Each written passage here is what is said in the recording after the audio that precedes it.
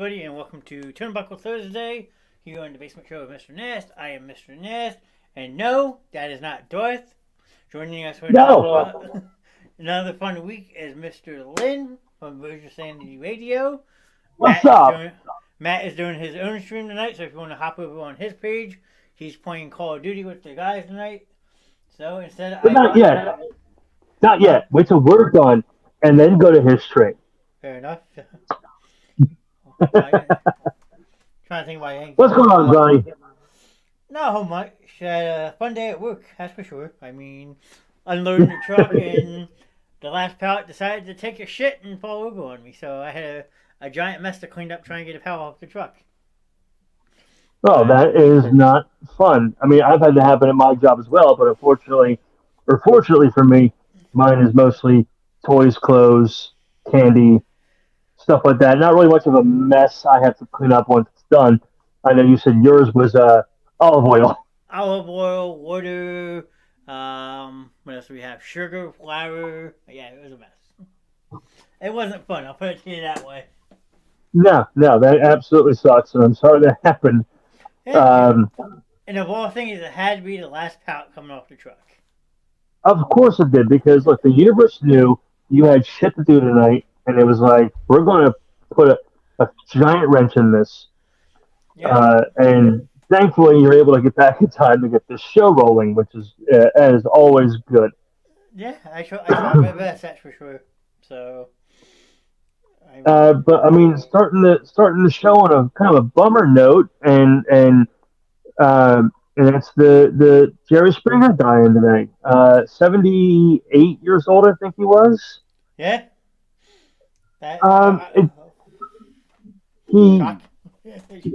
But... Yeah, it was shocking. Yeah, but I mean, he was, the shock value TV guy. He had, women who wanted to bang their mailman's son, whatever the fuck episodes he had on that show, and it was always. I remember being when I was a kid, home from school, and it was the go-to show when you were home sick as a kid, was to watch Jerry Springer. Yeah, I mean, or late Friday night when your parents said you can go rent a movie, you always took an older sibling with you and you go rent the Jerry Springer Too Hot for TV shows. That's very true. That's true. The 18 plus section, so behind that crusty curtain at the video store. Oh yeah. But yeah, I mean, it's a bummer. I mean, 78 years old. I mean, when you think of years ago, 70 years old was he lived a long life, whatever it was. But now, by 78, still seems like too fucking young. Like it's weird when you have all these stars that are like in their mid to upper 90s. Yeah, I mean, you look at Betty White. Betty White died at 99 years old. And it's an absolute shame. It's a shame. I feel bad for his family and his friends, and Steve Wilkos, who was his bodyguard for forever. It's gotta suck. So yeah, it's a downer note to start on, but I would feel weird not bringing it up because he was a staple of everybody's adult/childhood. Yeah, and it's a bummer. It sucks. Yeah, and I mean, he had some type of role in WWE for a little bit, like making guest appearances and stuff. Either it was with like the Edge, the Hardy Boys, and all that stuff, with Lita. I mean, yeah, I remember when he was one of the Raw guest hosts, and what an absolute just flaming dumpster fire of a show that was. Like it was. Of course, what do you expect? It was Jerry Springer released on national television, and it was garbage TV, and I loved every single second of it. It was too good. Yeah, I mean, I honestly didn't know he was married to Cincinnati though about 5 years ago. I was like, wait, what? He was married to Cincinnati. Oh yeah. Really. I mean, I was shocked when I heard that. I was like, wait, what? Yeah, and you look at there's a lot of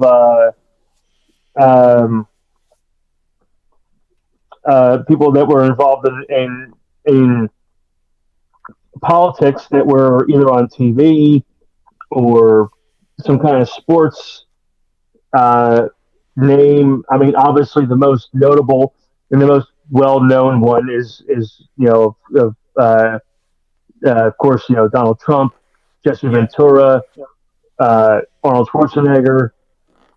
Um, Steven Seagal is actually a cop down in Florida, which Wow. still blows my mind. I never knew that. You're telling me something I don't know. Yeah, he uh, he used to have uh, is it Florida? No, sorry, Louisiana. Louisiana. Okay. Um, and he used to have a show that was on TV that like followed him around, him being a cop, and it was the fact that it lasted as long as it did was nothing short of amazing. Because it was an awful show. Because Steven Seagal is an awful human being, and I can say that because I can say that because there's no fucking chance he's going to watch this. Uh, All of a sudden, you see Steven Seagal pop up on your chat. It just pops behind my head. What'd you say? Ah, fuck. And he just crotch toss my head off my shoulders. Yeah, Um, he had some decent movies, but they went over the top. they were. I mean, like I like over the top. Like it's my favorite thing. Hell, I'm a wrestling fan. I love over the top.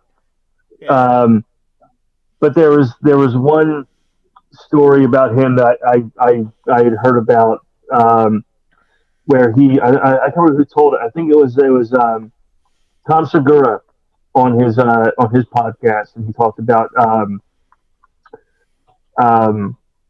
he was shooting a movie.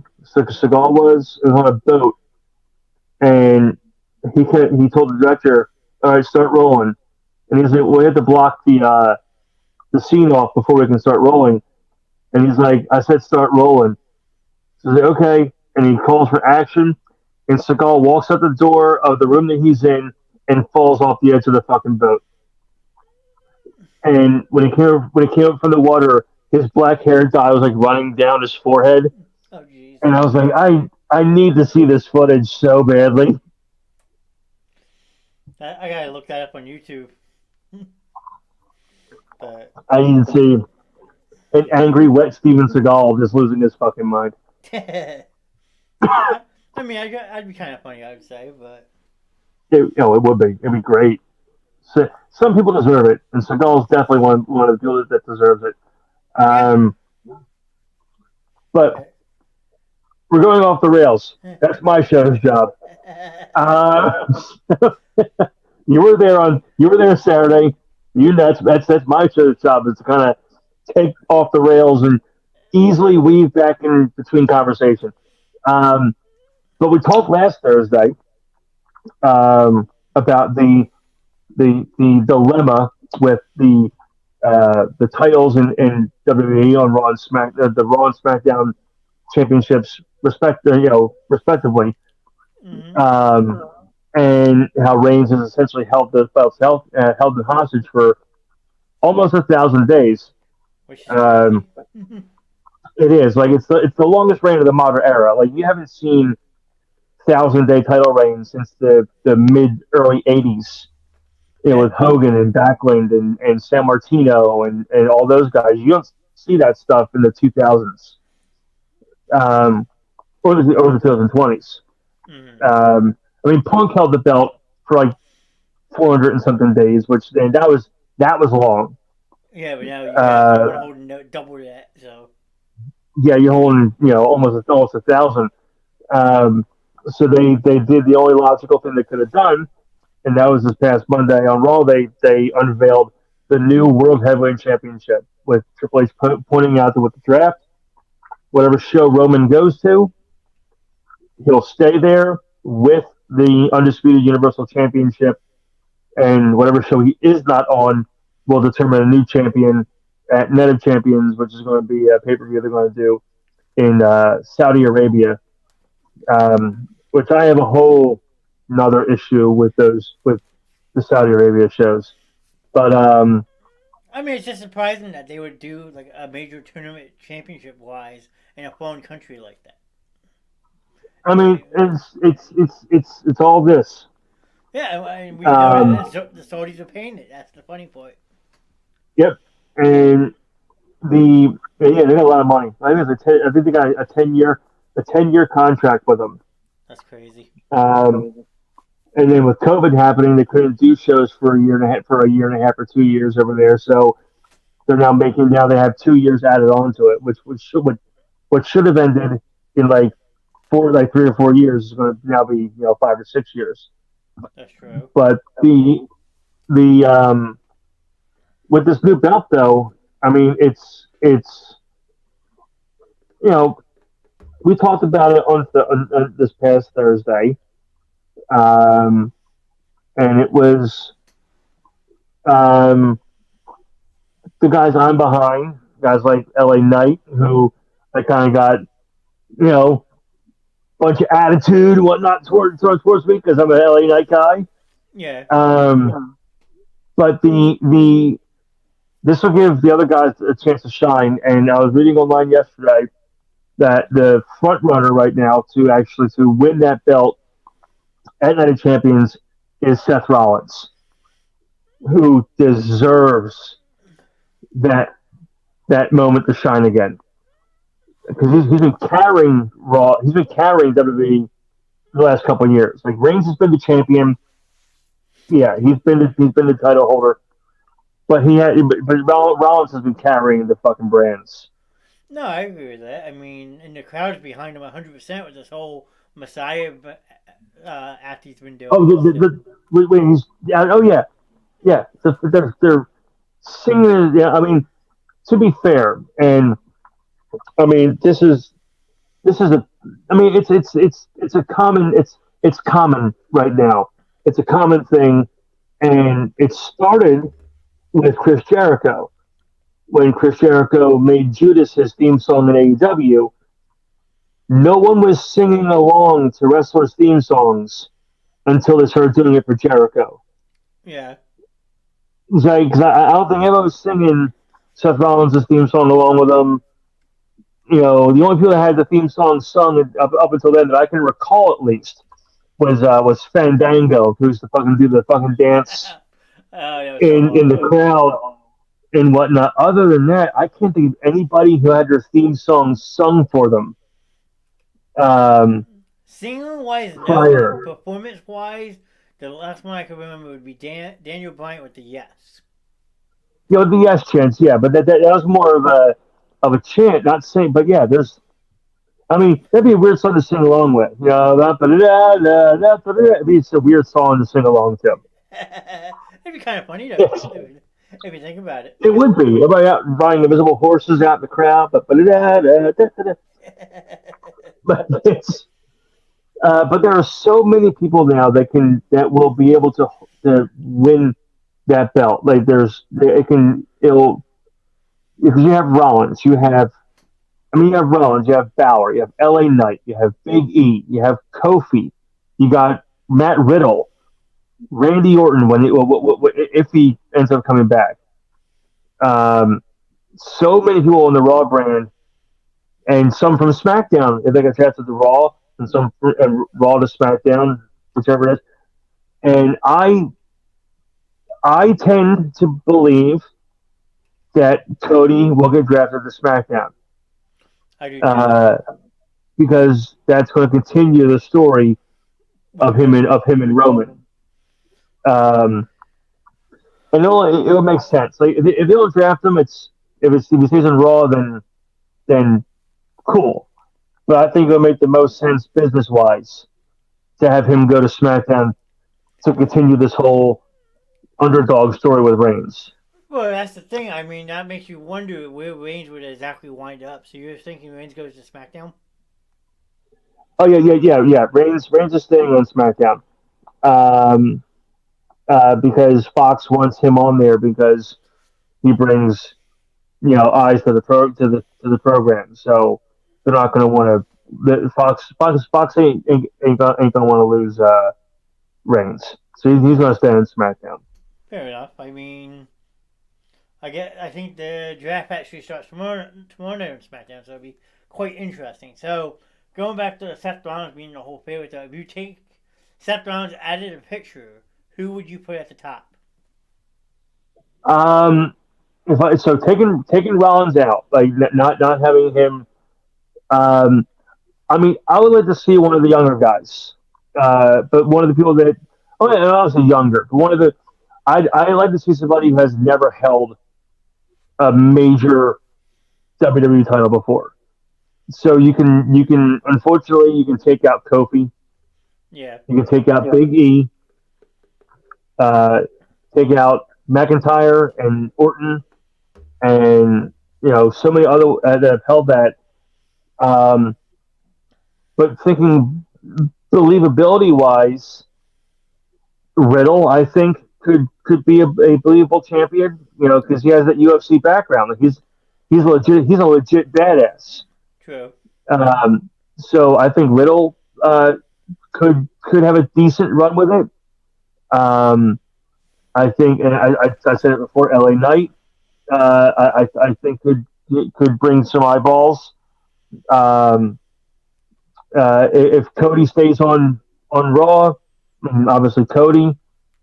Um, but there's not a lot of guys I think of off the top of my head that I think would be a believable. Karrion Cross. Karen Cross. Okay. So you're Um, going actual heavyweights. The one I'm thinking of, it's gonna sound very bizarre, and you'll probably say what? No, but this person won something for one day and had to give it up. I think you could see Finn Balor. Balor. I think Finn Balor could be getting a push. Oh yeah. There's Balor. So here's the thing: Balor and McIntyre both deserve another shot at running with the championship. Because Balor, again, he was the inaugural Universal Champion, and then got injured and had to relinquish it. Yep, I did know that. McIntyre, he won the belt during COVID when there was no crowds. Yeah. There was nobody there to cheer for him when he won. So he definitely deserves that moment to shine 1,000%. The only reason I would say yes to McIntyre if he has a contract in stone that he's coming back because his contract's apparently up in the next couple months. Yeah. His contract is up in a few months. I mean, a lot of those guys wait until the last month to go into hard negotiations. I think that's your daughter saying idea. But being that the hello child, being that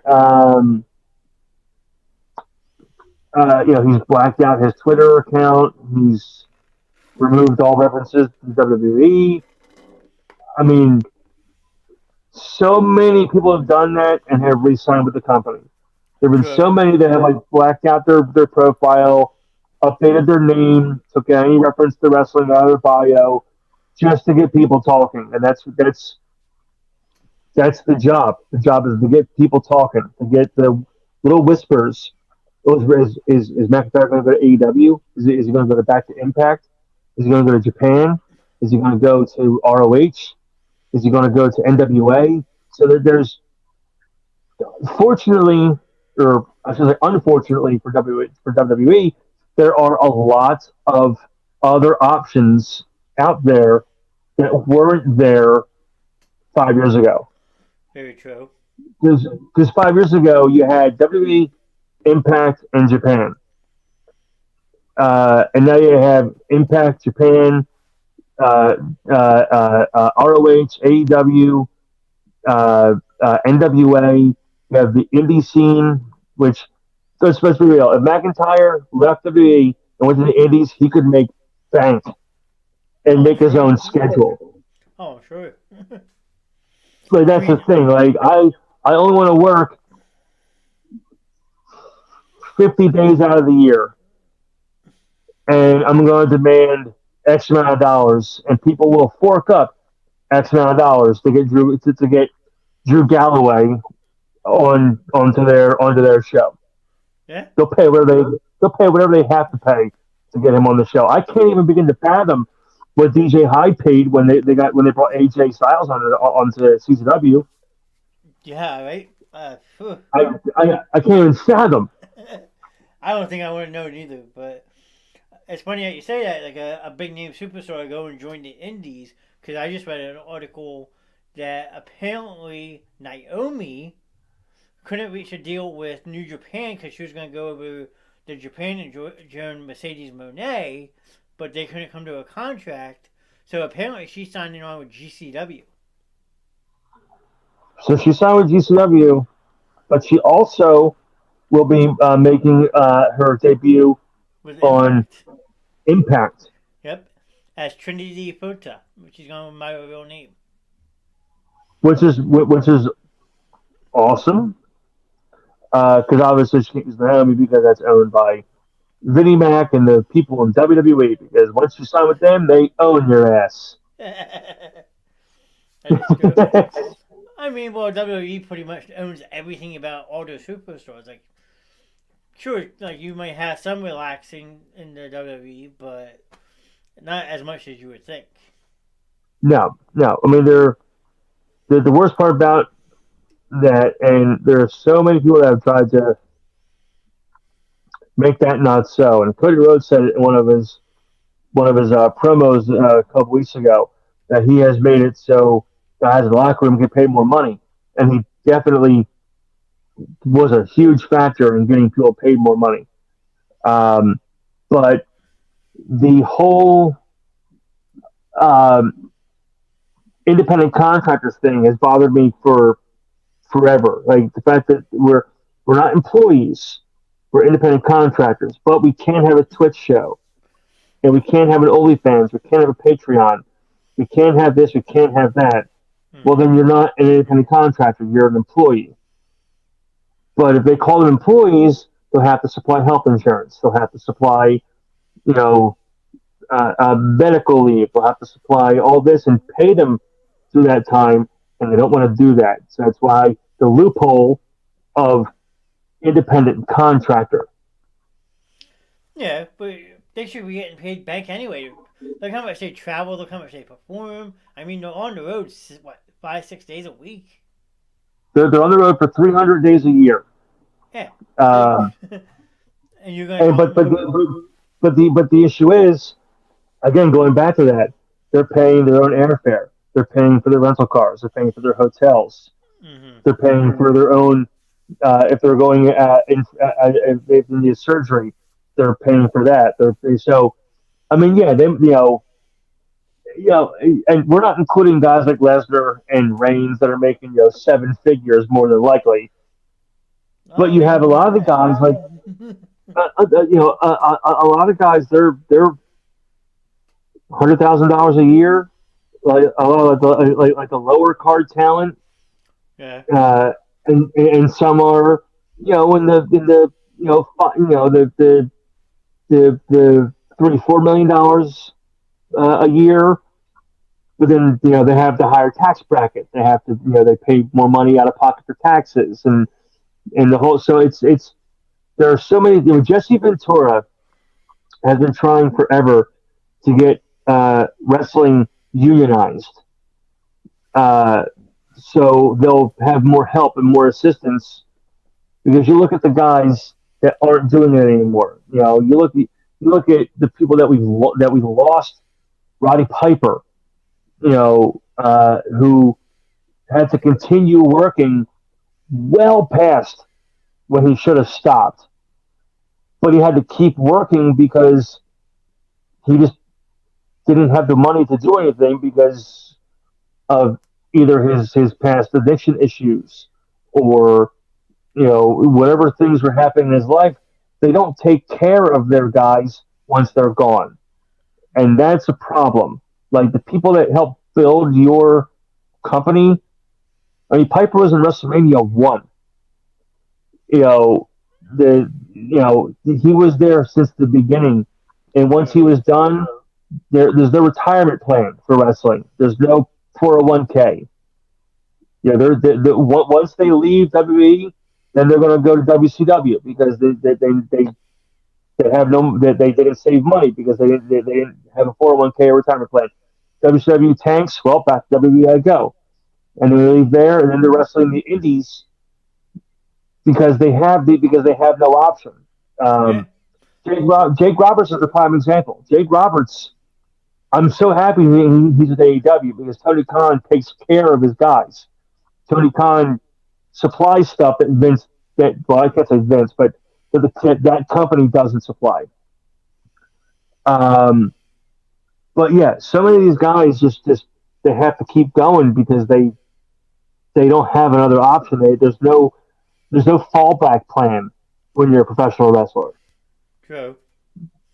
I mean, just look at some of the people that are still doing. Like, I know Tommy Dreamer just took time off because his mother passed away, but like Terry Funk was doing it for a lot of years that he shouldn't be doing it. Like, Yeah, I mean, Terry Funk. Like, let's be real. Let's be honest. Let's be super frank. The guys who did that style of wrestling, Terry Funk, Mick Foley, Abdullah the Butcher, did the guys like that who did that like over the top, body on the line all the time.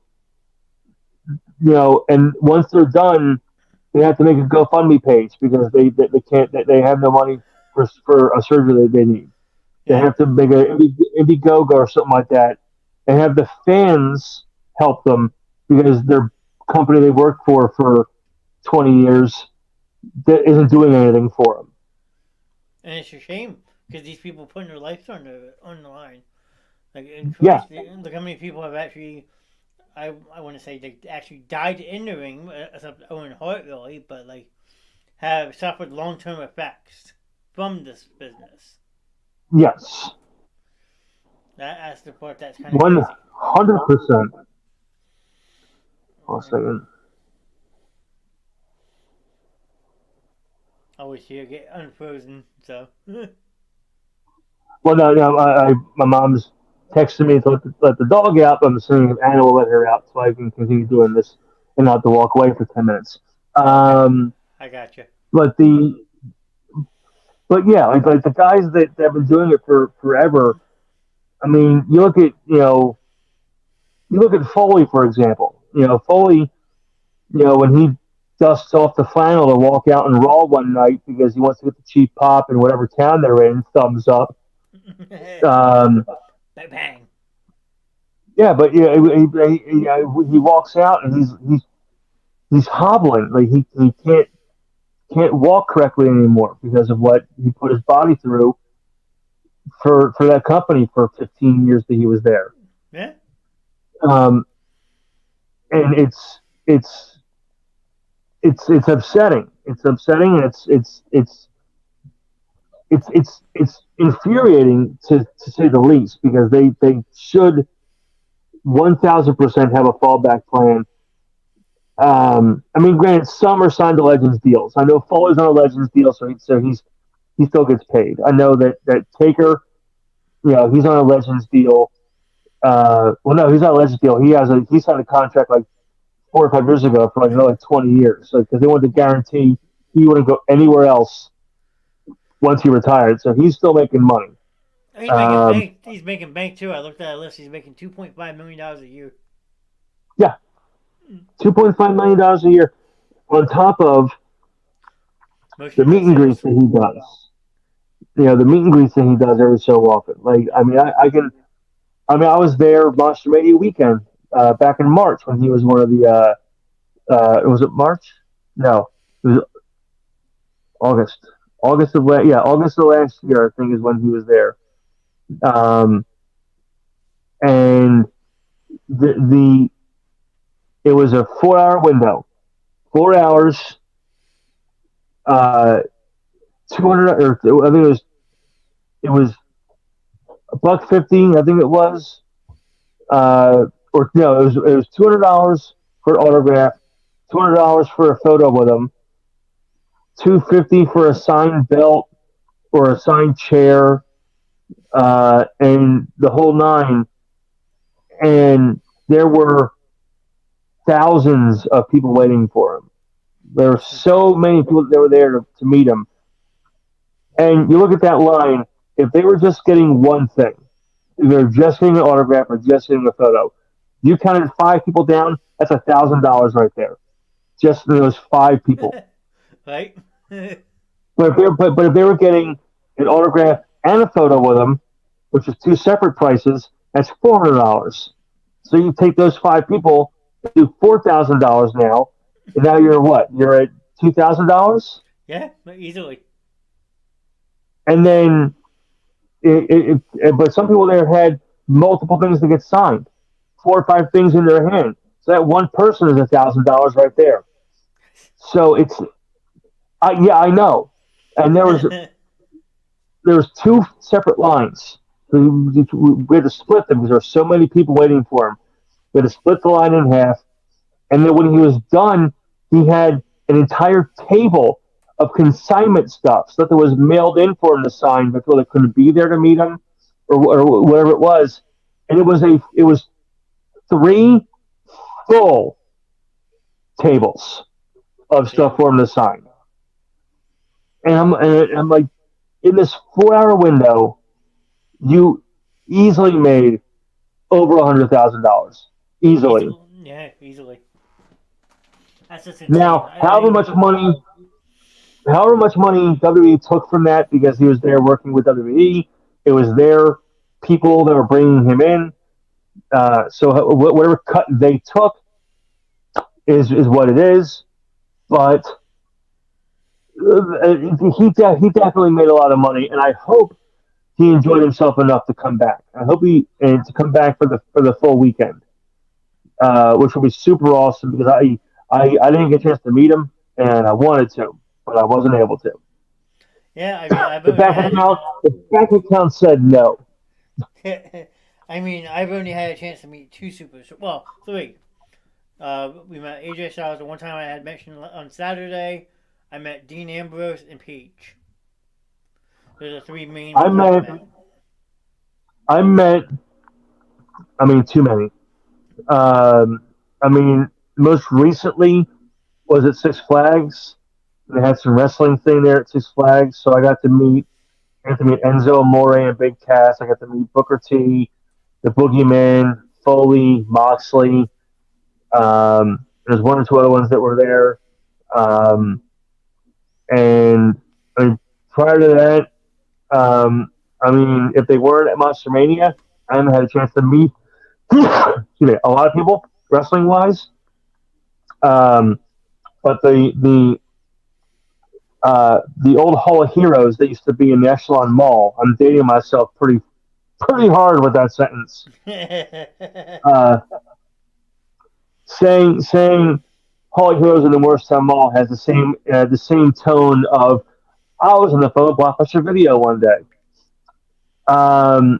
But with them, I got to meet Bam Bam Bigelow. I met the Pitbulls from ECW. I met Triple H. I met Stone. I met The Rock. I met Kevin Nash.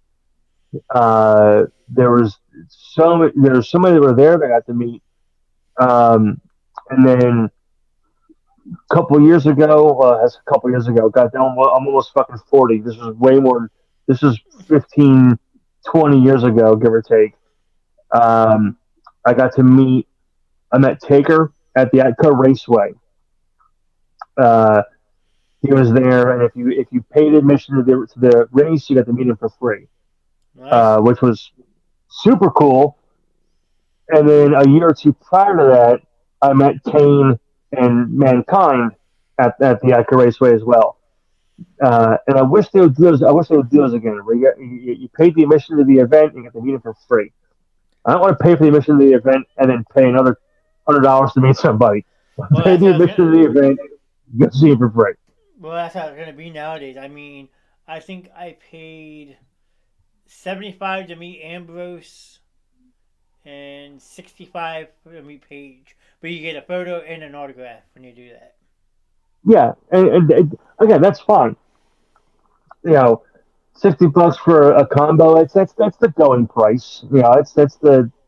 I mean, to be fair, Ambrose and Page could charge a lot more than 60 bucks, $75 respectively. They could charge more. The fact that they don't speaks volumes. Yeah. Especially now. I mean, Ambrose right now or Moxley could fucking charge $1.50 for his autograph. But I don't think he ever will because I don't think he's that kind of guy. Yeah, you never know.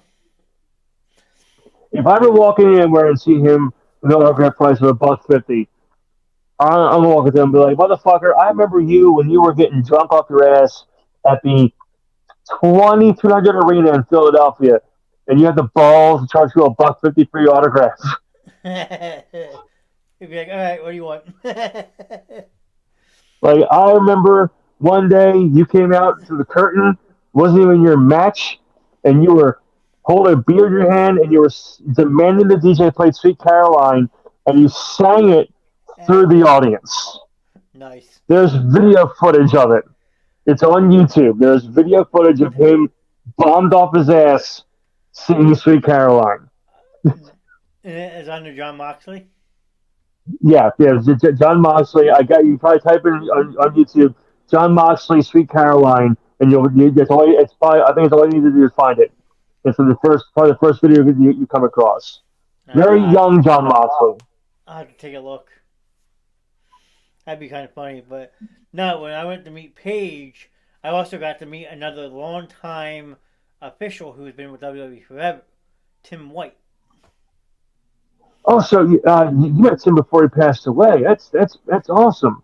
Yeah, he was actually security for Paige because they were sending people with the female wrestlers, so people wouldn't try to grab her inappropriately, stuff like that. And I actually had about a 10-minute conversation with Tim White. It was really cool. I mean, Tim White. I'm not sure if you watched the Hall of Fame when he was inducted this year, but they had the APA inducted, or they inducted him in the Hall of Fame, and his family came down to accept it for him. Mm-hmm. But they had, they pointed out that most of the barroom scenes that were shot for Raw back in those, the APA days, some of that were all shot at Tim White's bar because he owned the bar, and anytime that he needed like a new door or a new wall, he would call Vince and go, "Hey man, I need to put a new wall in my bar. So you want to send the APA here for a bit for Raw and have him like destroy my bar?" And he would send them. So he would just bring them in to ruin his bar because he needed to replace shit. So rather than hire contractors to come in and do it, he would have Bradshaw and Farouk come in and just brawl in the bar. Yeah, I mean, that makes sense. Shit. Which is brilliant when you think about it. Oh, absolutely. Because then you can have them post for a picture and stuff and hang it up on the wall. Yeah, these guys came in and destroyed. These guys came in here and destroyed our bathroom. Ha ha ha. I mean, what better way? I mean, I'm sure over the years they always had at least one bar fight every month. At least one. Oh yeah. Yeah, at least one bar fight was shot at Tim White's bar. Thank you, Tim White, for all the years of letting people use your bar just because you had to replace shit. You were a good man, sir. Yeah, I mean, I'm sure he didn't give you shit at that point. He's like, I'm getting it replaced anyway. Why not? Yeah, fuck it. But I know that you are doing two things right now. You're focusing on this show. You're focusing on the chat. You're focusing on what we're doing here, and your eyes are also focused on your other monitor with the NFL draft that we can't show on here because copyrights. But we did talk briefly about the WWE draft, and I've never known with certainty in my heart whether or not how much of that is scripted and how much of it is a genuine shock to the people involved. Like I know the NFL draft obviously not scripted. Hey, so and so's coming to Philadelphia. Oh, awesome, cool. So and so's going to the Browns. Ah, fuck. Like it's that shock and awe factor. Yeah, I but mean, I've always wondered like how much of the WWE draft is. I mean, obviously the bigger name talent are going to know where they're going to go. Like Reigns is going to know where he's going. Cody's going to know where he's going. All the top tier talent probably know. But do you think the lower tier, the mid card talent, and the curtain jerker talent, I guess would be the best way to put them. Do you think they know if they're going to Raw, SmackDown, NXT, or if they're just blown away as we are as we watch it unfold live in front of us? hmm, that's a really good question. I mean, I would say What's the this. ask somebody? I would say to some degree, they would probably know, but I would say you would know more nowadays than before when they used to do the draft when they first started it. You actually saw that genuine surprise, like how true and real that was. You never know, but I'll never forget the very first draft, and it was when Ric Flair was the was Raw and Vince was SmackDown, and Flair drafted Taker to Raw, and and obviously 100% he knew he was going there because he's Undertaker. They're not going to surprise him. But the reaction that he had, like picking up the chair, throwing it across the fucking room, and kicking the door open, and the whole nine, it was just like, as a kid, you're like, man is really pissed off Taker, man. yeah, right. It's That'd be a funny one to pull up like, on why him. would you do that to him? Why would you piss off the American badass? Yeah, I mean, I still wish I could And pull now it you're up, like, but I guarantee I could find it. oh, no, the clip of Taker throwing the chair, you Yeah. 100% could. Uh, it's definitely on. It's definitely on YouTube. 100%. Uh, Uh, I'll probably freeze again. Hold on a second. let's see if I can find it. Um,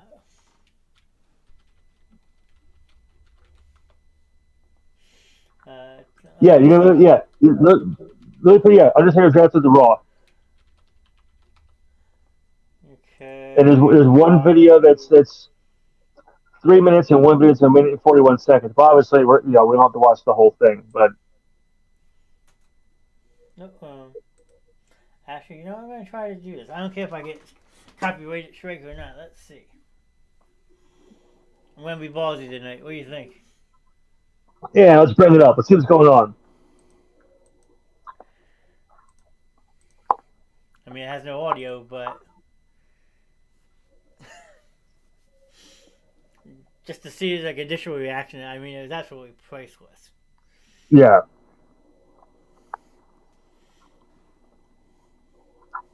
Yep. There's a camera zooming in. What? Kind of looks like Rev. I'm not gonna lie. I know it does. And the glasses. And son of a bitch. There goes the chair. Like it's it was just such a not even an over the top reaction. That's the reaction that you would assume that he would have if he didn't know what was going on. Like I genuinely believe that they're like, all right, Mark, we're gonna temporarily draft you to Raw from SmackDown, which has been your home for the last X amount of years. Um, I need you to act like you're pissed. And he was like, I don't have to act like I'm pissed. I will be pissed. Yeah, right. Like it's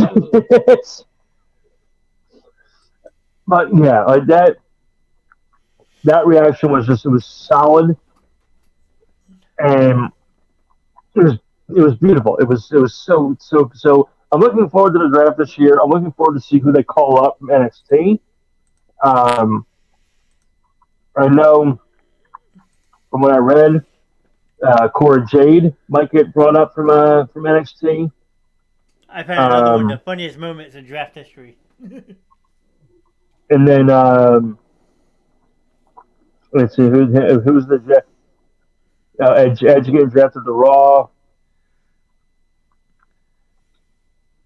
Gosh, it's such a sound though. That's a bummer. Yeah, I know.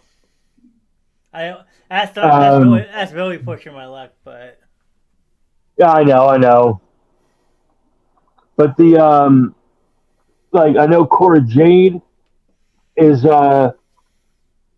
might be getting called up to the main roster. Um, Pretty Deadly from NXT is supposedly getting the call up.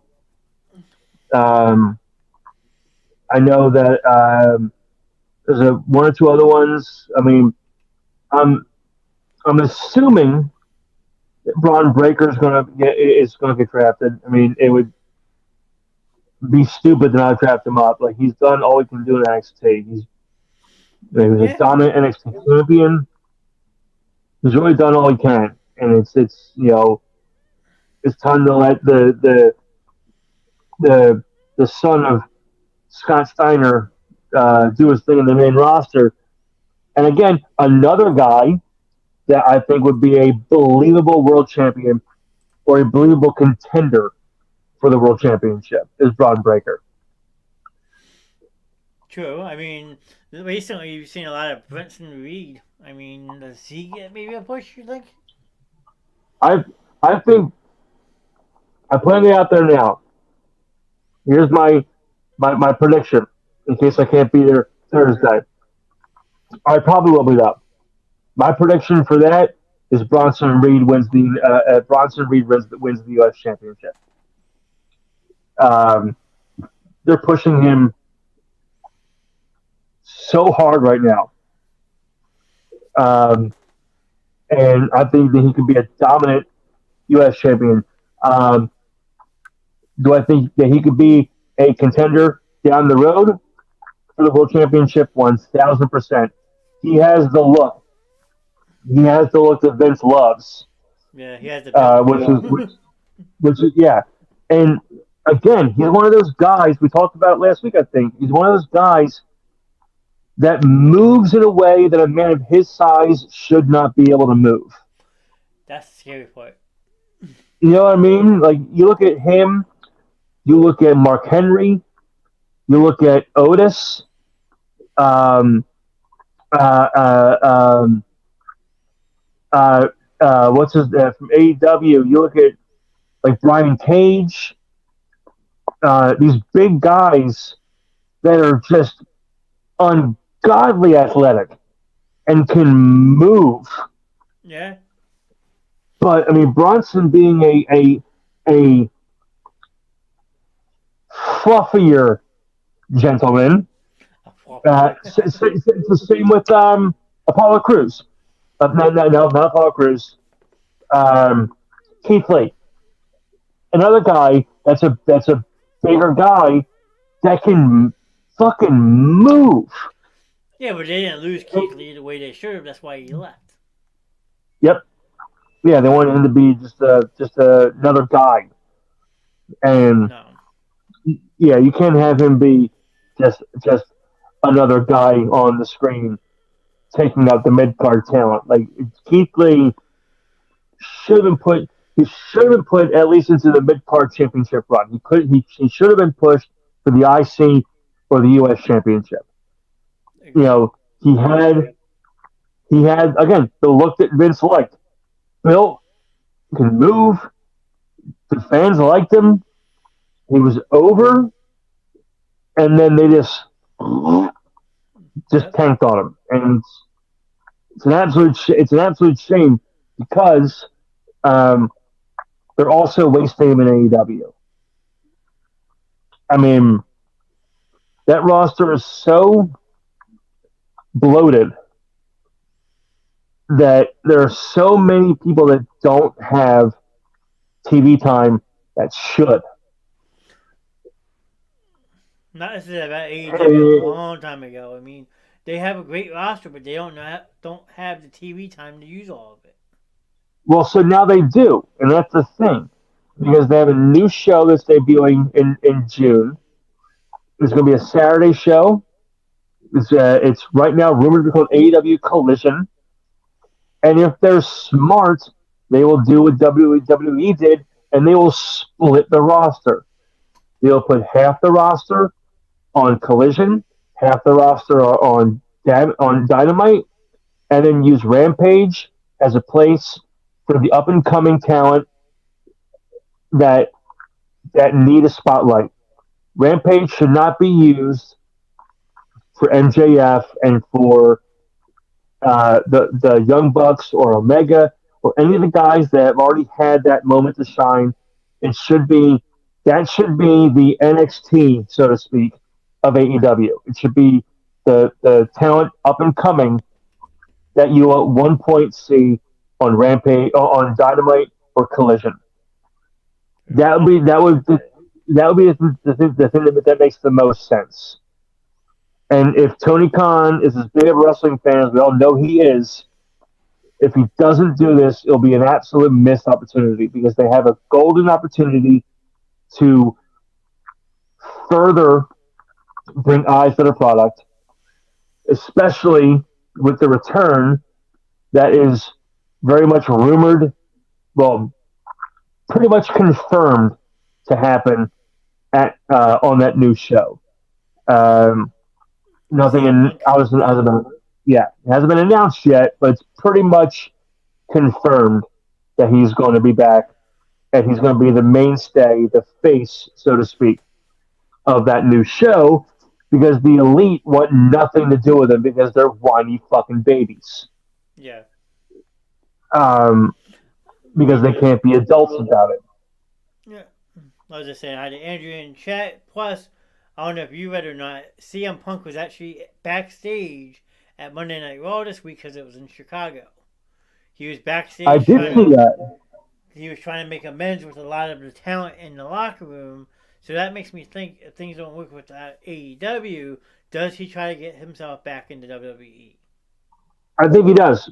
And I think he does because he spoke with the Miz, who he had issues with. He spoke with a lot of guys back then he had problems with, and he specifically wanted to talk to Triple H. Specifically, yeah. But Triple H, being the guy who runs creative, and I understand why he couldn't talk to him unless he got the thumbs up from Vince. And Vince told him no. And well, we don't know really how close to Showtime this happened. True. Because if it was within an hour or so of the Showtime, he probably told him that he couldn't talk to him. He had a show to run, or whatever it is. I do hope at some point we see Punk back in WWE. I think that'd be a good place to end his career. The return after 10 years of him holding the bad blood towards the company, and he finally came back. I mean, to be fair, look at all the people we thought we'd never ever see again, and I can think of two just off the top of my head. Edge? Bret Hart. Well, I mean, people that left the company on bad terms. Gotcha. Bret Hart, Ultimate Warrior. I never thought I'd see them on TV again. When Hart was inducted into the Hall of Fame, that was long overdue, 100%, and he deserved it. But he turned down going to WrestleMania because they obviously the Hall of Fame, they bring all the people that were inducted in the Hall of Fame and have them have their moment, whatnot. Yep. Bret didn't do that. He was like, I can't do it. I appreciate the honor, but I'm going to go home. And he went home. And it was still 5 or 6 years after that he walked out on Monday Night Raw. He hugged Shawn Michaels. They buried the hatchet on live television. And then Vince came out and they began that storyline leading up to WrestleMania that year between Vince and Bret Hart. The Warrior, though, is the one that absolutely fucking shocked me because he had shit all over that company for so many years that they brought him back again. And the fact that he was able to make amends with so many people over that weekend, knowing now that 2 days after that, he was dead. I am so happy that Vince was able to swallow the bitter pill and induct him in the Hall of Fame and give him the opportunity to make things right with people. Yeah. Which is it's great. Very true. Andrew's asking how it's going. It's going pretty good, Andrew. I hope you're having a good night. We're just sitting here with Mr. Lynn talking about some old school WWE, AEW. We brought up some stuff about the WWE draft. I mean, I might get my first strike. Maybe, maybe not. We'll see. But I brought up a funny clip on the computer. So we're just hanging out. There was no audio. We're fine. They have no proof we did it. It's fine. Yeah, we'll see. I'm not worried about it. But we've been flagged so many times on my show. I mean, it's just crazy to think though. Like you said, Ultimate Warrior getting inducted into the Hall of Fame Saturday night, seeing him at Mania on Sunday. He does that speech Monday night, and then the next thing you hear on Tuesday morning, he passed away. It's like, wait, what? Yeah. Well, I remember. So I remember watching Raw that night when he came out with that. He put that warrior mask on his face, and he cut the classic warrior promo, and the whole nine. But when he was doing that thing with the ropes that he used to always do, and I was with an ex of mine, and we were watching it.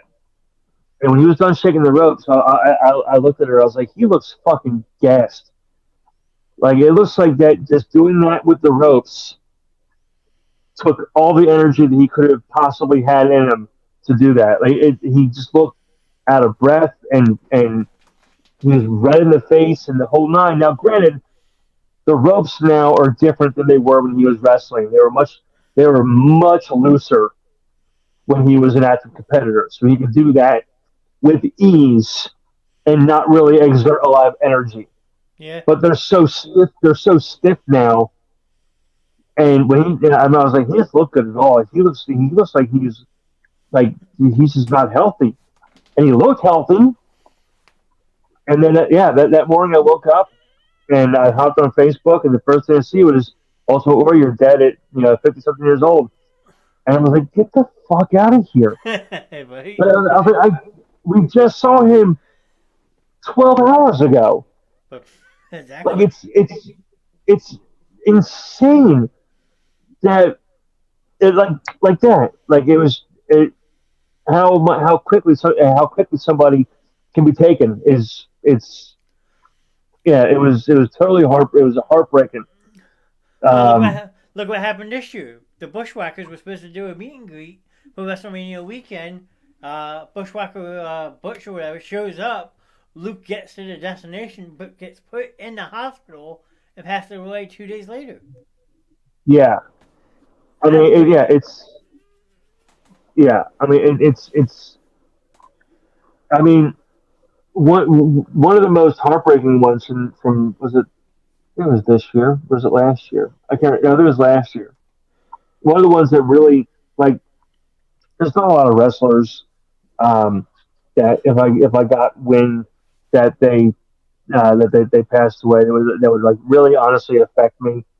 Like, man, if I woke up tomorrow morning and saw the Undertaker died, I'd be like, fuck, man, that sucks. It would affect my entire day, because I would just be, it would like, hell, if August Martin saw Vince died, that would really affect me, because much as I hate him as a human being, he created a company that has entertained me for 38 years on this planet. But the one that really kind of like that hit really hard for me was Scott Hall, because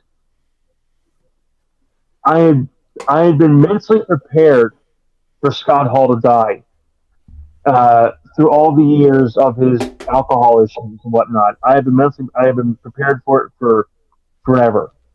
And then when I saw he was working with DDP, who did such amazing work with Jake Roberts and getting him clean and sober. And I was like, shit, man, maybe he's going to turn around. Maybe he's going to, like, you know, be clean and stay clean and inducted in the Hall of Fame as Razor Ramon and then in the NWO. And, him looking healthy and coming out and looking like Scott Hall again. I'm like, this is awesome. I'm so happy to see him doing better. And then he falls in his house and damages his hip and then goes into a coma and then he died. Yeah. And I'm like it hurt me more because I was so happy because we were going to have Scott for another 20 years because he got clean and sober. Yep. And then something so stupid as a fall in his house. And it's like, damn it, man. Like, couldn't give us this one thing. You couldn't leave us Razor Ramon, you bastard. I was so upset about that one. Yeah, that definitely came as a shock because, like you said, he had been doing well. I turned his life around. I mean, Eddie Guerrero,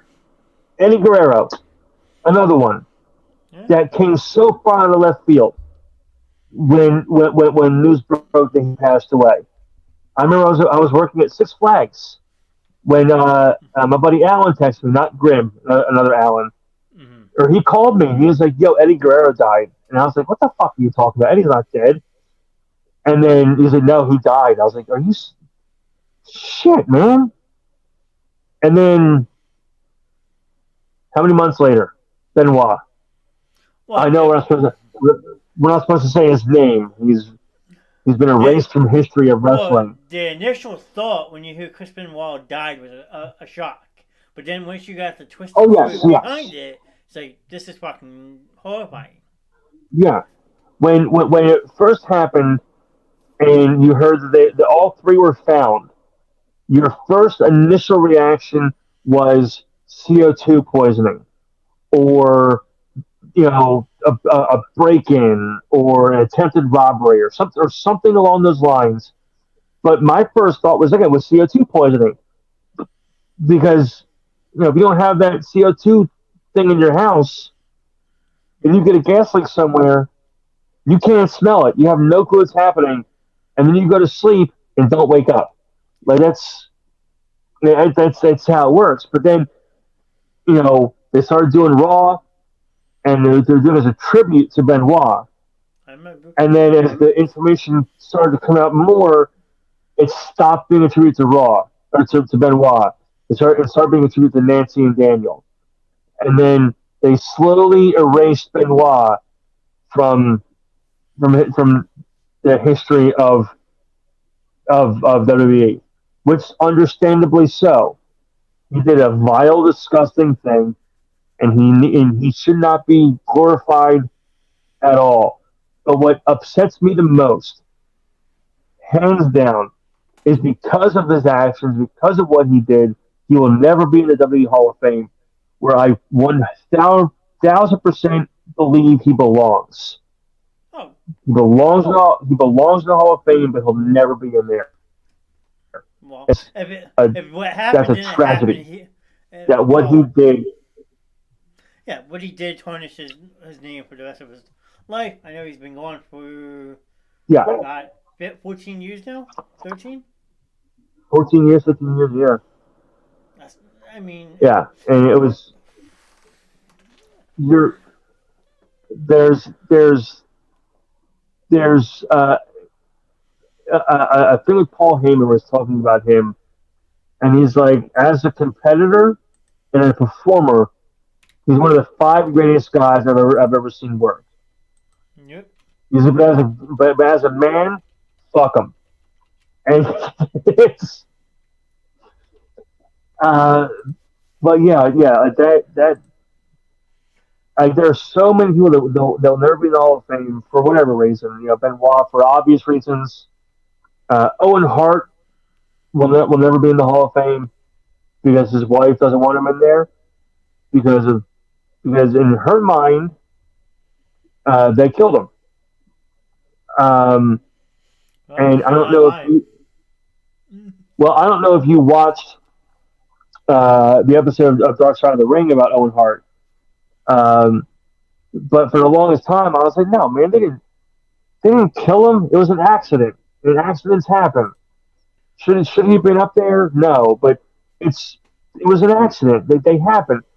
And then I watched his episode of Dark Side, and I'm like, fuck, man, they killed him. Yeah. Like unintentionally, but they killed him because Vince wanted to cut costs, and instead of putting them on the actual rig that they were using for the weeks leading up to that pay-per-view, they had another company come in, and they had them ring him up, and he was hanging 210 pounds, whatever he weighed, 80 feet in the air from the same hook you would use to hold down a sailboat sail, which it has a weight limit of like 40 pounds. And you put a 200-pound guy 80 feet in the air on something that only has a weight capacity of 40 or 50 pounds. It bent. Like it didn't come unhooked. It bent. And that's how he fell. And as a kid, watching it live on television, now granted, they didn't show him falling to his death on TV. They cut away to a pre-recorded interview, and it happened during that pre-recorded interview. But they, in hindsight, as an adult with rational thought now, not 15-year-old kid is like, yeah, wrestling. They should have stopped the show. They should not have continued that pay-per-view. No, They could have easily moved the remaining matches to Raw, or just canceled them all completely. Because again, after watching that Dark Side of the Ring episode, his head left an indentation in the 2x4s that were under the ring. And through the course of the night, as people were wrestling, they're stepping in the divot made by their friend's head. What the fuck? Yeah, I mean, how do you compete thinking that? I mean... Yeah, how? How do you continue to wrestle?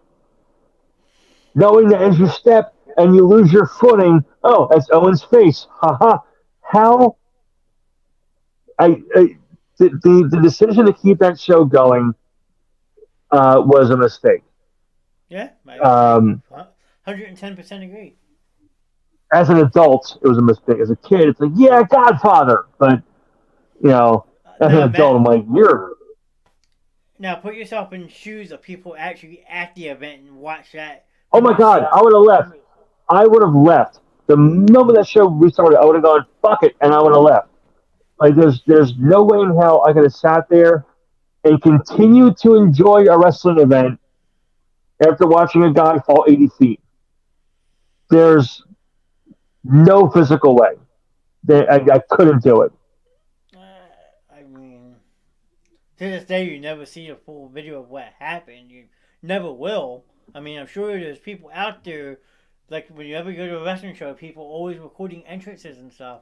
I'm sure someone has to have that full video. I'm sure there's video out there that, because when those cameras are showing, when they're showing the pre-recorded interviews, they're still recording. They're still live on the air. Like, there's cameras that are in the arena are still live. So there's footage from the WWE cameras of him falling, and it's going to take some disgruntled employee to be like, guess what? Boom, on YouTube. Check it out. And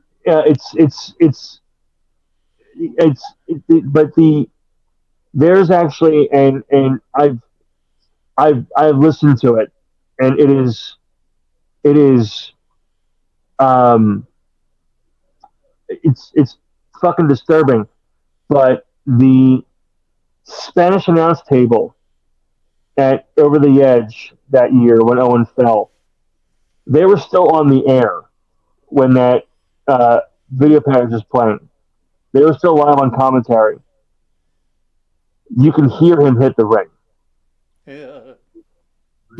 yeah, you hear him hit the ring, and you can hear Carlos Cabrera like losing his mind, but you can hear the impact, and it is uh, a a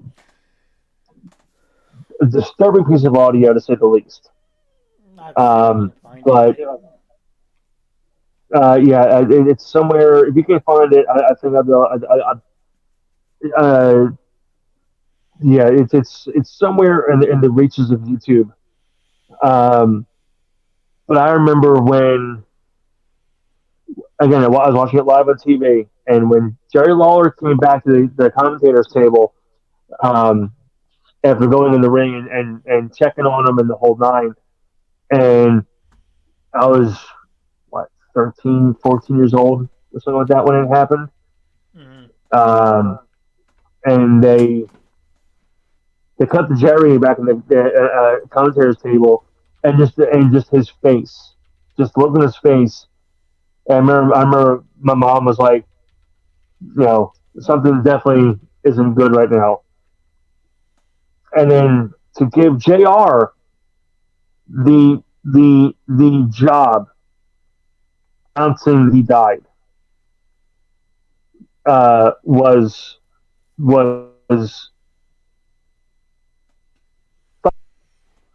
Vince should have come out and be like, the show's over. Let's take it home. We'll issue you refunds if you choose to. If you want refunds, whatever it is. Uh, but obviously something happened, and we have to make sure everything's okay. So everybody go home. See you later. But to give Jr. 10 seconds notice, 10 seconds,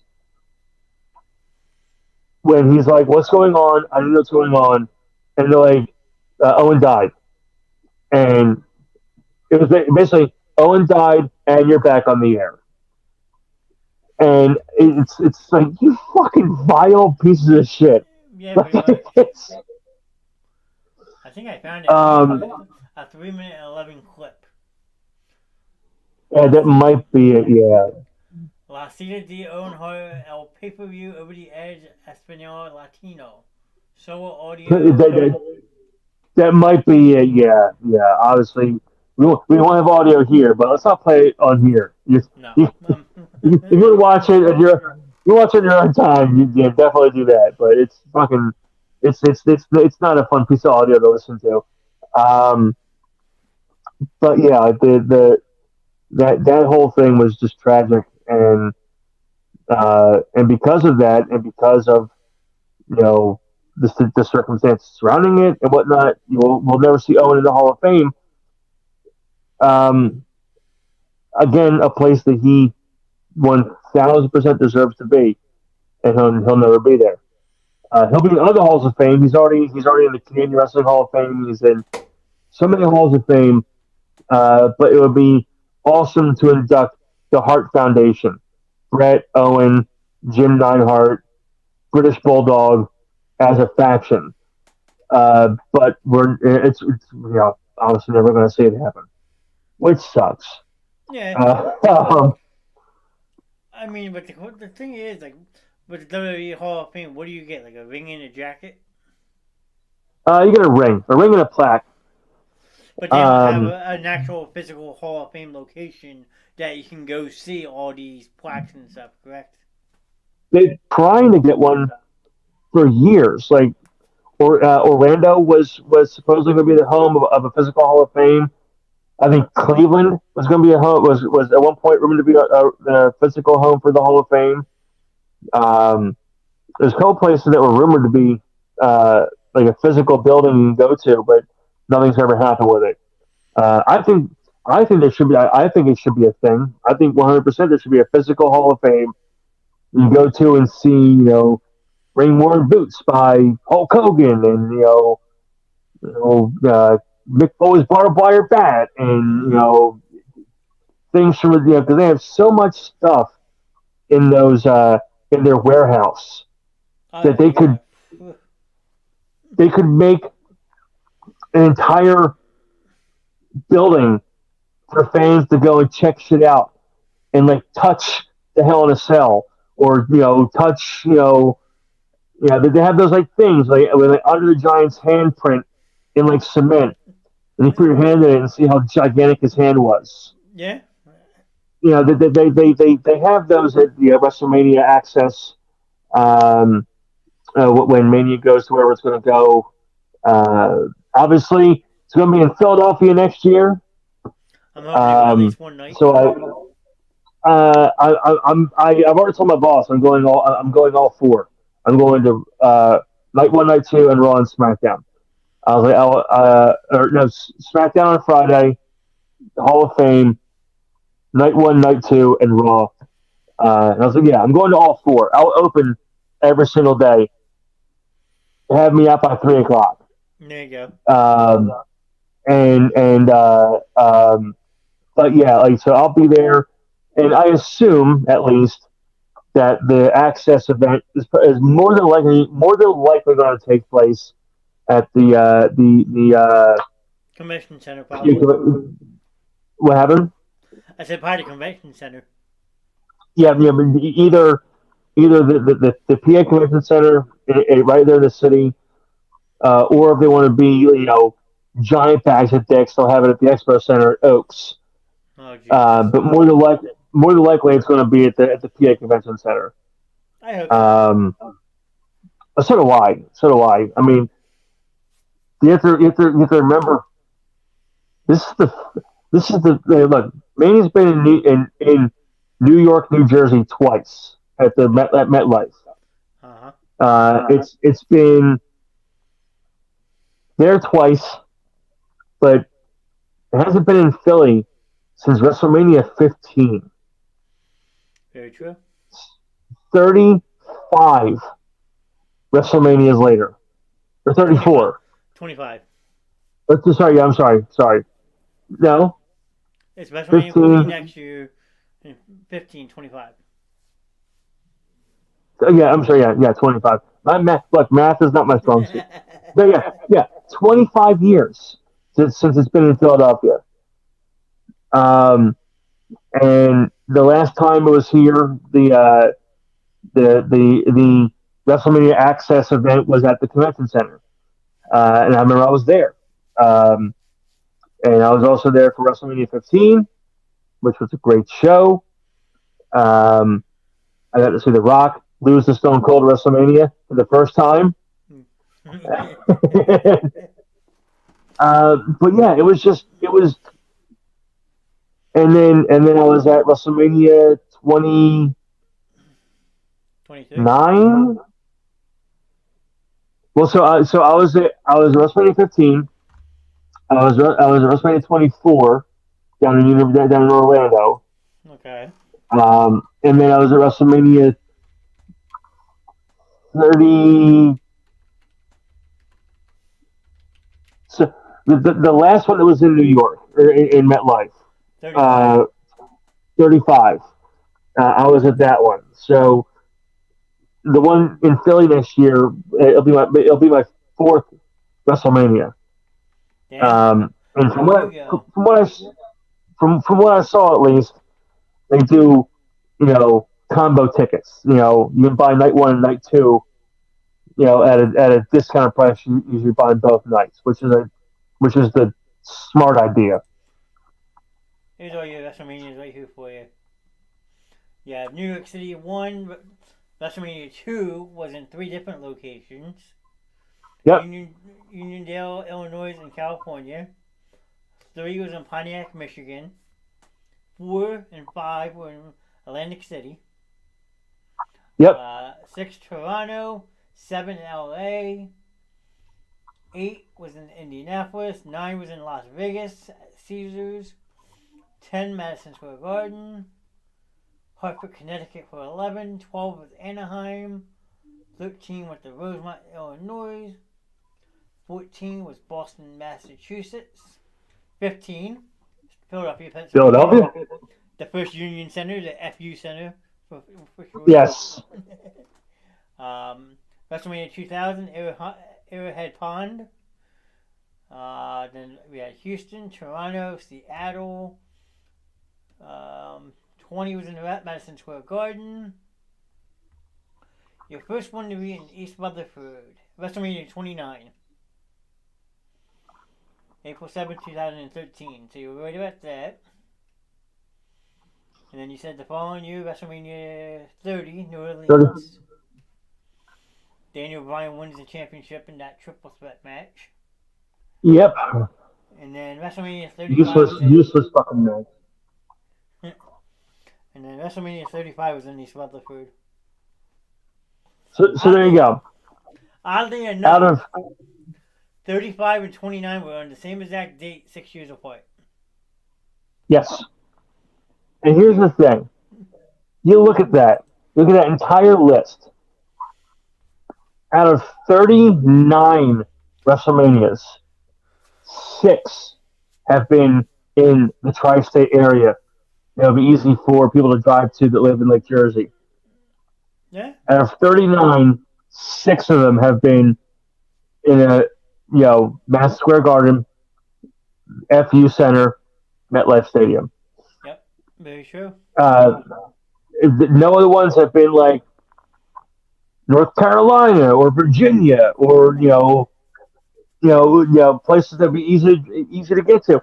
Now, granted, the Florida WrestleMania that I went to, the one in Orlando, which is the one where Ric Flair lost to Shawn Michaels in his retirement match, which obviously didn't take very well, did it? Because he kept fucking wrestling afterwards. Yeah. That was like when he appeared on Impact Wrestling, I was like, you asshole. They give this big, great, glorious send-off. All your friends were there on Raw to say goodbye to you and the whole nine. And you have the fucking balls to show up on another program months later and keep wrestling. You asshole. That's what I mean. I understand the whole point of a retirement match or an I Quit match is because the person always comes back. Yeah. But that Mania was actually over a Disney trip that we took. My mom got me and my buddy Angel tickets to go to the event. So he flew down. He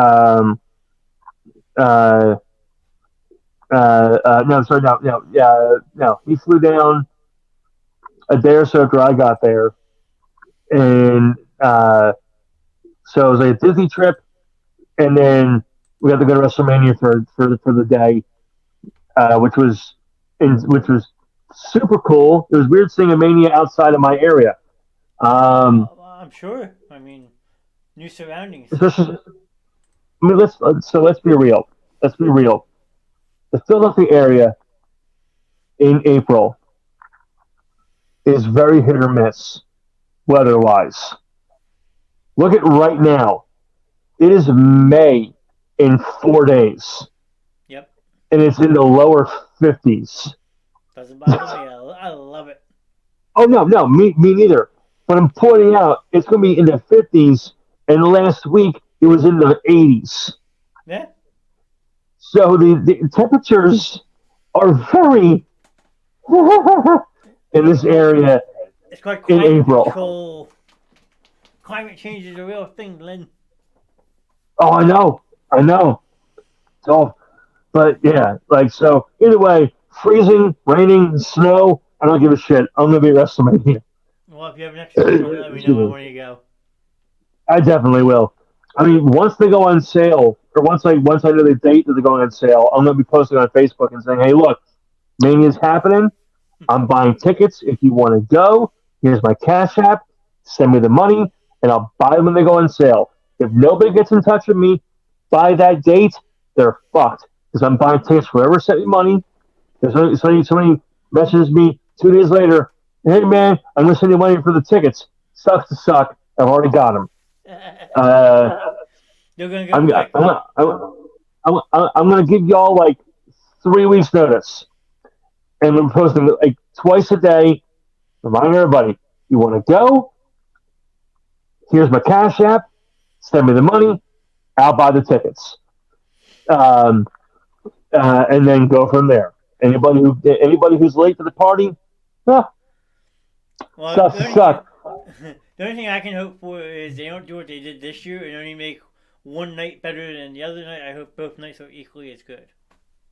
I hope so as well. Now, granted, I'm not gonna lie. Night two had moments. Um, the Reigns Cody match was fantastic. Yeah. The before the ladder spot, the Balor Edge match was great. Um, and unfortunately, that night was so dull. Those are the only two matches I fucking remember from it. Well, you had Lesnar Oh Omos to yeah. kick off the show. Well, yeah, of course I forgot about that one because it was unnecessary.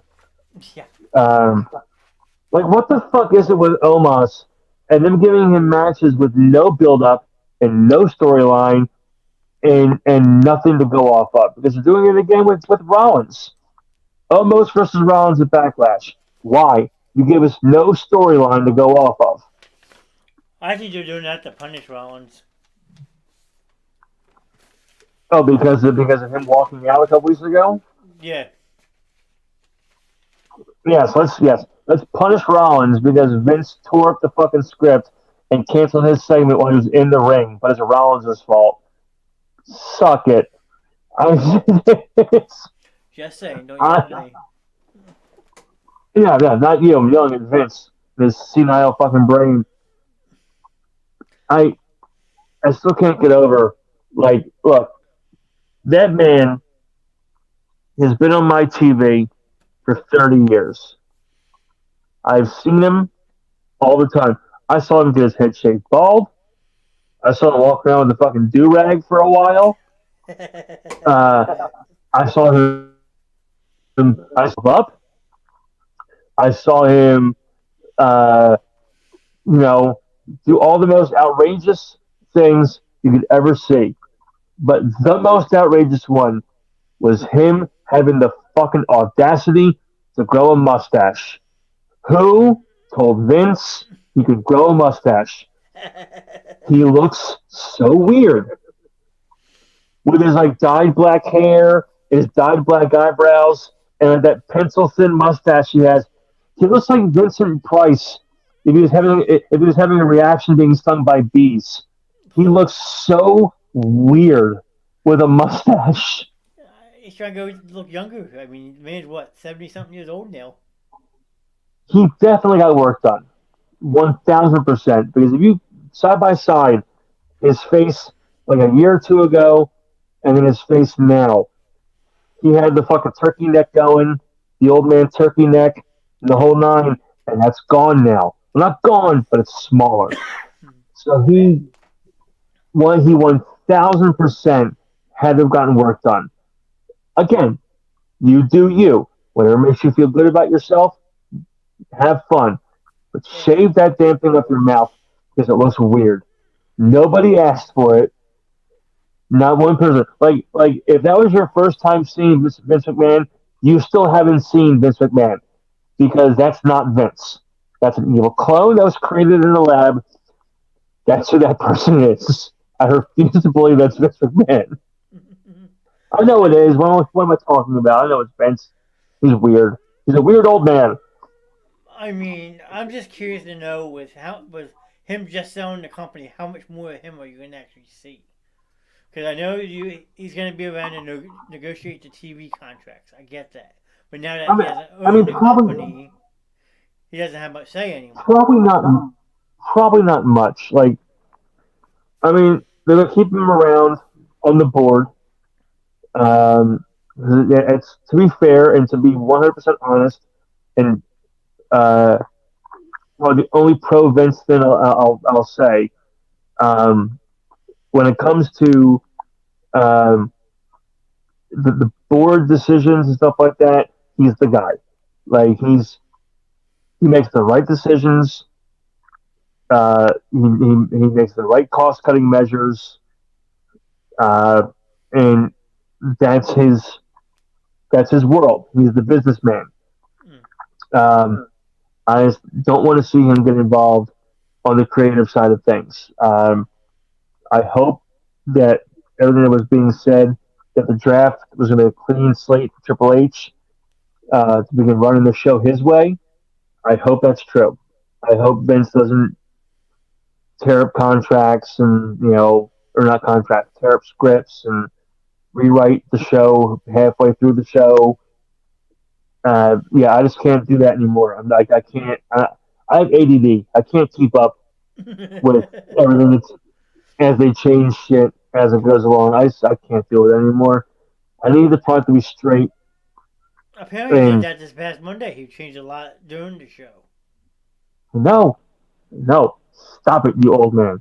Stop it. You're out of touch. And that's what I I honestly believe that's what somebody has to say.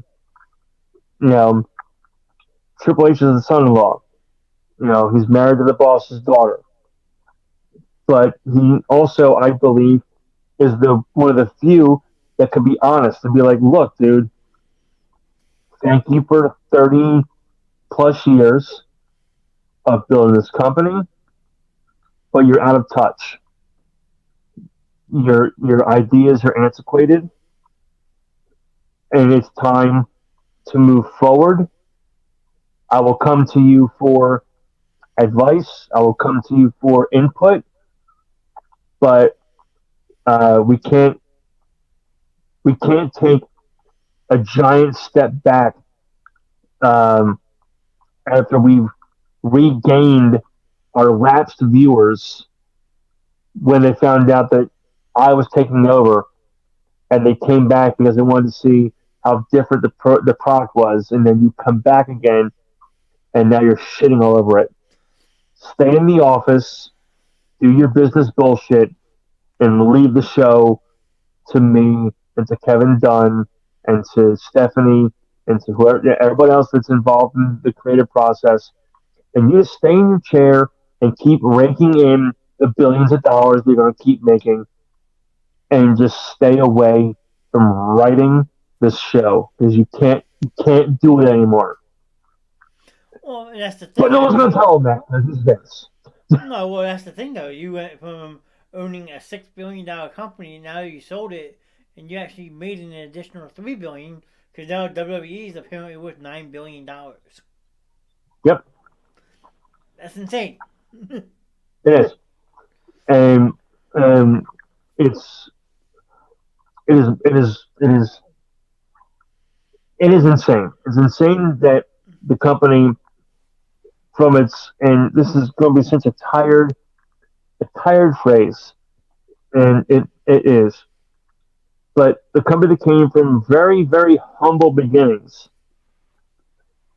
Like WrestleMania was a thing that only if you were in New York you knew about it. Mm-hmm. Like it was a very local thing, so to speak. Um, you figure WrestleMania one was in what 1980 something. 84, I think. So I can't recall what it was the exact year, but I know it was in the 80s.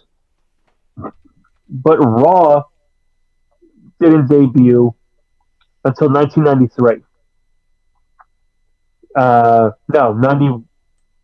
91, I think. No, 93. Yeah, 93. Because we just had the 30th anniversary of it, and that was in 2023. So it's a 93. So you figured, say, 6 years, give or take, between Yeah. the first WrestleMania and the debut of Monday Night Raw. I mean, you had your Saturday Night Main Event and whatnot, but you didn't really have a weekly show until 1993. And then it started to become the global phenomenon that it is now. As it grew through the Attitude Era and the Ruthless Aggression Era Oh, yeah. and the John Cena era, it continued to grow, and it's going to continue to grow. It's going to keep growing. I hope once me, you, Grim, Shannon, Jimmy, Marco, once we're all gone, the company's still going to be there. I don't see it ever dying. Um, I truly don't, because the the fans are always going to be there, because you have the dads who bring their kids, and then their kids have kids, and they bring their kids, and then their kids have kids, and they bring their. It's the fan base is it's just going to continue being a fan base. It might get smaller, maybe. Well, I was gonna say but it's gotten a lot smaller over the years. They're having a harder time selling out having a harder time selling out shows. But now that you have that change of creative side, maybe you can get back to where you were before. Well, they are like almost every Raw, every SmackDown, and every premium on event that's been put on since Triple H took control of the company, almost everyone has been a guaranteed sellout. Almost everyone. The Raw 30, I'm not sure how many Raw or SmackDown events you've been to over at the Wells Fargo, but most of the time they have the top topped off. They have the mezzanine level all with the black tarp around it, because they didn't sell those seats. When I went to Raw 30, every single seat in that building had an ass in it. Every single one of them. From the floor to the mezzanine, there was people in every single seat. I could count the amount of empty seats I saw up top. I could count just using two hands. That's how full that arena was. And I can't remember the last time I saw the Wells Fargo that full at a wrestling show. Well, I've been to 3 SmackDowns, 3 Raws, and 3 pay-per-views there, and every single time I've gone, it's been sold out. Like, you figure I've been to 2 Raws, the last one before WrestleMania. That's always a huge show. Yeah. SmackDown, even back in the day with the pre-recorded SmackDowns, they were always really popular. Oh yeah. Like there was a point in time, like there was a point in the latter part of the 2000s, where actually the 2010s, like the mid 2010s, that some wrestling events in Philly would go to, and that top would be tarped off. But if you go back to the early mid 90s Raws and SmackDowns, oh yeah, that place was always filled. Always. Yeah. And signs galore. I'm actually happy. Everywhere. Signs are gone. I mean, it's cool in the 90s to see all the different signs when you're watching it on TV, but when you're doing personal see it with somebody, it sucks.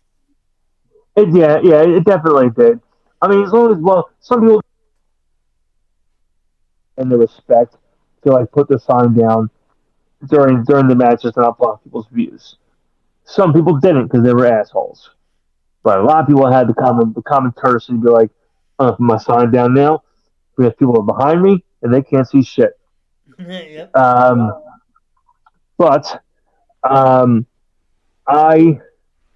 am on my phone and my phone is dying, as are my earbuds.